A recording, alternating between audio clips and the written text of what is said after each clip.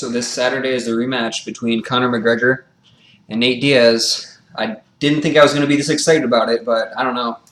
Just the build up, those two guys, their personalities just clash, and it's entertaining to watch. Their styles of fighting, I can't wait. But anyways, so Conor, is his background is in boxing. His kind of his bread and butter is his boxing. His left hand is a very powerful weapon, and he wins most of his fights using his left hand. Um, he's been developing a lot in the last couple of years. His his wrestling, his jiu-jitsu, his kicking game, and he'll throw a lot of kind of flashy kicks. He'll throw side kicks to the knee. He'll throw spinning wheel kicks, spinning back kicks, all that stuff. But pretty much all of his kicks are to set up his left hand or his punches. He's got a good straight left. He's got a very effective uppercut, left uppercut and lead. He's got a good left hook. So yeah, most of his finishes have been involving his left hand. He knocked out Mendez with a straight left. Well, knocked him down, finished him. Knocked out Marcus Brumich with a uppercut. Knocked out Aldo with a left hook. So that's his main weapon. And everything else that he does is mostly as a distraction to set up his left. So he's gonna look to stand. I don't see him going for a takedown. He doesn't want to be on the ground with Nate, I don't believe. So Nate Diaz is also primarily a boxer. He has really good basics. He's really good with a jab, really good with his 1-2. Sometimes a jab cross hook. A lot of times he'll use his lead left hook, lead right hook. He's a southpaw, and he uses a long hook instead of throwing like a short. It's usually more of a close range weapon, like throw a short tight hook. He'll kind of wing it out, and he's pretty good at landing it like that. Obviously, he's got a good jiu-jitsu game, which is how he wins a lot of his fights too. Usually he's kind of a slow starter.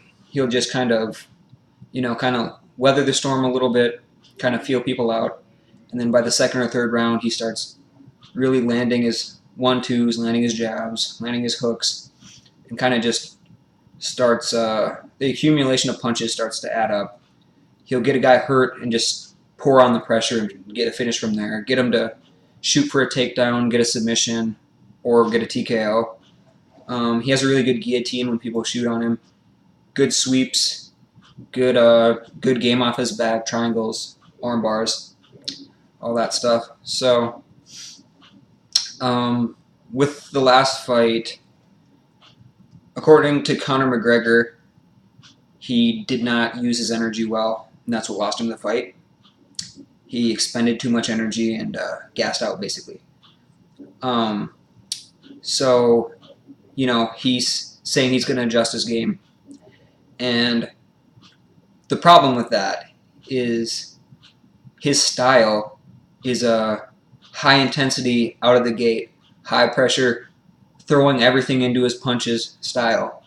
That's what got him here. That's what got him the featherweight title. That's what got him his 6 or 7 UFC wins, by rushing people, overwhelming them with power punches. So it would not be a very smart idea to change his style very much. If he decided, hey, I'm going to start point striking and go for a decision win, if I start doing a Michael Bisping or a Dominic Cruz, pop in and out with 1-2s and get out of range, he's not going to be effective with it because he's only going to have 3 or 4 months to try to implement it and to try to get good with it. It would be a terrible idea to do that. So what I think is going to happen is he's going to pretty much use the same style. He might counter a little bit more, but he's going to just try to push his cardio in training, and he lasted for 8 minutes He had 8 minutes of cardio in the first matchup before he totally gassed, and that's all he had. So is he going to turn 8 minutes into 25 minutes if he needs to go all the way to decision with his 5-round fight? I don't think that's possible. The only way to do it would be to lower his output and to lower his power, and he would not be smart to do that. So I believe he can add some. He can get his cardio better, but I don't think he can get it to Nate Diaz's level. Nate Diaz has the best cardio possibly in the UFC. So what happened in the last fight? Basically, Nate took this fight on 10 days' notice, so he wasn't in the best shape because of a couple guys pulled out because of injury. So Nate started slow, and the thing about this, look at Nate's fights. He starts slow every fight. That's his style. He usually weathers the early storm and kind of tests guys out and kind of lets them wear their energy out a little bit, and then he starts to pick up the pace second and third round. That's usually how he fights. And he got opened up. His face was bloody, and that's a Nate Diaz fight. You look at any of his wins, his face is full of blood. That's part of it is he's got a lot of scar tissue on his face from all the boxing over all the years, all the accumulation of punches he's taken, all the times he's been cut open. He gets easily cut open. So that will be a factor in the fight. So, like I was saying, Conor, the first round last fight, started landing on him early. A lot of these punches that he was landing on Nate, he's knocked out other guys with the same punch. But Nate could take the power. A lot of people say, yeah, it's because he's going up to welterweight. He's going up 2 weight classes to fight Nate Diaz, and that's exaggerated.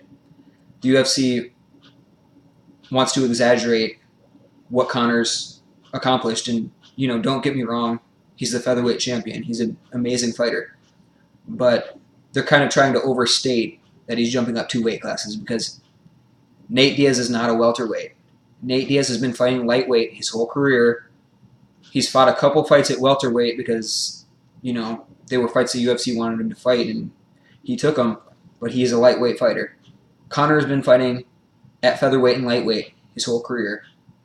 Conor can barely make featherweight, and he looks like a different person when he weighs in at featherweight. So I don't see it as that big of a size disadvantage.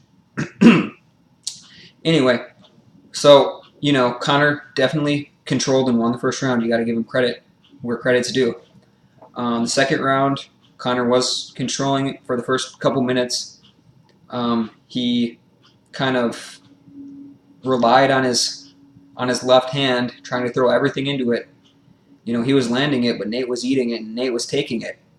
Nate kept walking forward on it and didn't even respect it.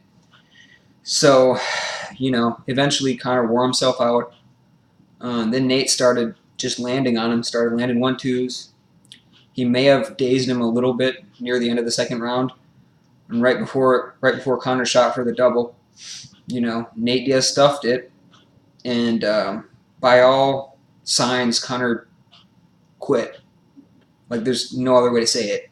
After Conor gets stuffed on the double, he pretty much does nothing defensively, pretty much does nothing to try to stand up, doesn't try to clasp around Nate Diaz to stall out or to survive the round, doesn't try to get a sweep, just covers up a little bit, and then once he starts getting punched and mount, turns belly up.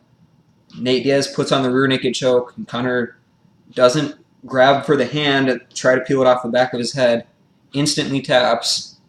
So it's pretty close to just saying I quit. It doesn't look like he wanted to fight after he shot for that takedown. So that's a factor. His heart is a factor. His conditioning is a factor. What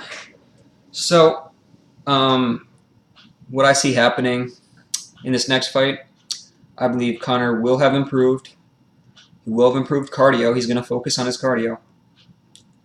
And so what I think is going to happen is the first round is probably going to look close to the same as the last fight, I believe.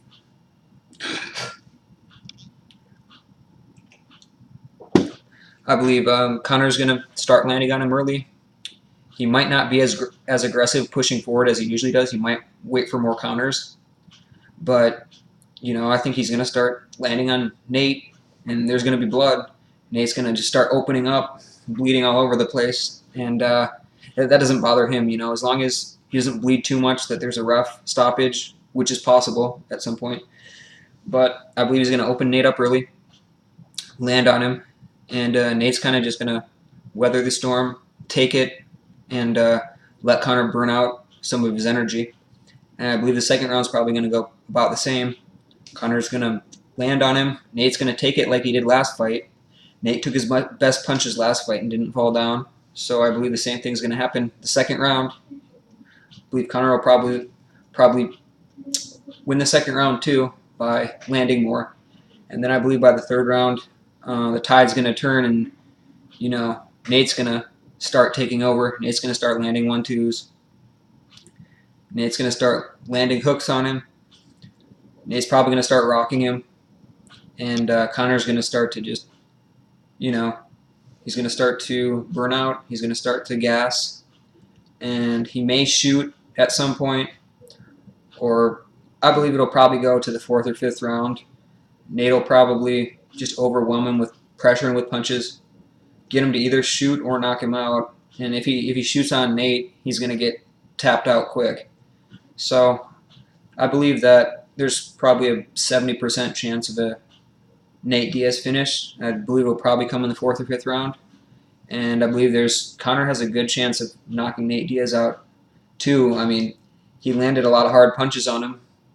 Nate's chin held up the last fight, but I mean, at any time his chin could give out, just like it happened to Robbie Lawler a few weeks back, or he could just, the accumulation, if he has more cardio, if Conor has more cardio this fight, the accumulation of hard punches to Nate's chin, he could finish him.